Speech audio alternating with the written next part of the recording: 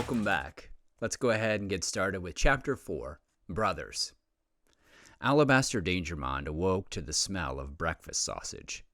He looked over at the clock on his bunk shelf and saw it was 6:15 in the morning. He never used an alarm.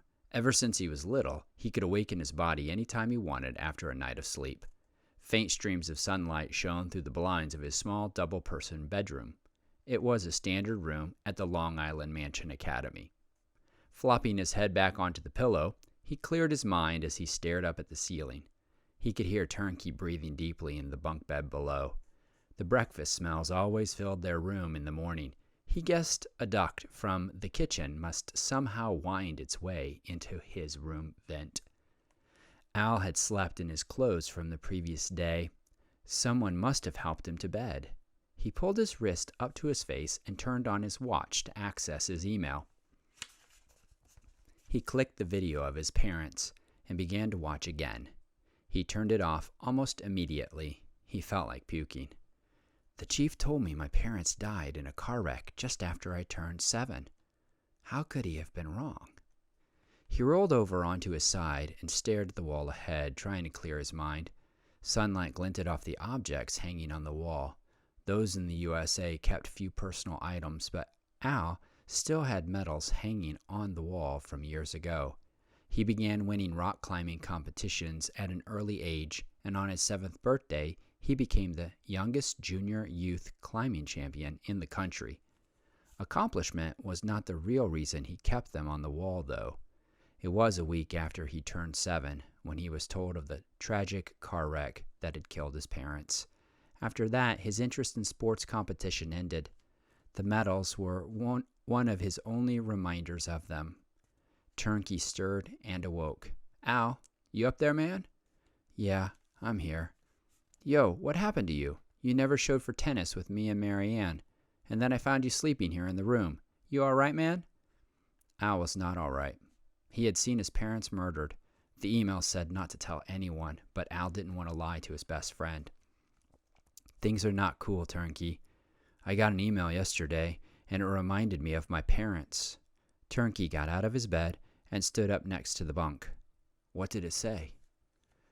Al had thought his friend wouldn't inquire further, but now he had to spill the beans. Well, for starters, it said that if I told you what it said, the person would kill me and my friends. Turnkey scrunched his forehead. Whoa, wait. I thought this was about your parents. Alabaster thought it would just be easier to let Turnkey have his watch. He turned in his bed to face the wall while Turnkey sat in a chair at his desk and watched the video. After a while, Turnkey paused it. How did your parents know how to stop a bomb? Al remained quiet, and Turnkey continued to watch the video to its end. Man, I'm sorry, Al, but maybe this is fake. I thought you said your parents died in a car wreck. That's what the chief told me after I won nationals. He said they died in a car wreck in London. Al shifted back to the other side to face Turnkey, and then sat up on the bed with his feet dangling over the edge. Yo, man, we've got to show the chief. We have to clear this up. Maybe this video footage is before the car wreck happened? No way. We can't show the chief. If ZM knows who I am and knows about the secret USA, we can't risk telling the chief or anyone else. It's a risk just showing you. Maybe ZM is a mole in the USA. How else could they know about us? Yo, no way, homie. Nobody connected to us is in on this. This is evidence of your parents' involvement in something serious. It's dated 7 years ago. Everything is linked to this ZM person. Both teens paused. Turnkey raised his eyebrow. Who are your parents? Al thought he knew, but time had faded his memory. He loved and missed them deeply. Once sharp, the last 7 years had dulled even the most memorable of details. The song they always sang to him at bedtime, the rough skin on his father's hand when he held it, even the smell of his mom's lasagna and the apron she always wore. It was so hard to remember the details. They were all faded, distant love, leaving a hole in his heart. He looked over at the picture of them on his desk. It was the day he became the junior climbing champion, May 24th, his 7th birthday. His parents made visits on weekends to the sports academy, but his training was year-round, so he never went back to his house in Newport, Rhode Island. Al sighed. It's so hard to remember who my parents were. We lived in a brown house, but it wasn't anything special. Turnkey handed back the watch, and Al turned it off. You think they were agents? I mean, they tried to disable that bomb. Weren't they in construction? No, they were engineers. They could easily disable a machine like that. I guess them being agents only crossed my mind a couple of times since I ended up with the chief as my guardian. But really, I think it's just because I was orphaned while doing the sports competition under the Universal Sports Academy banner.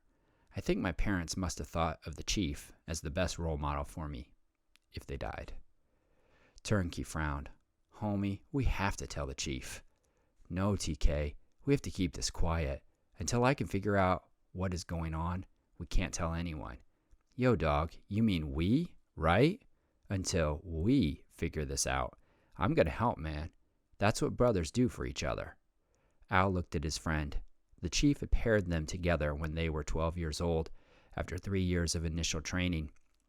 Now each 14, Al could not imagine a better best friend.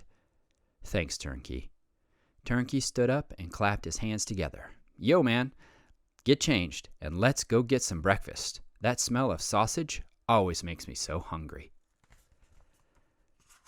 Next time, we will read Chapter 5, Prepping for the CIA.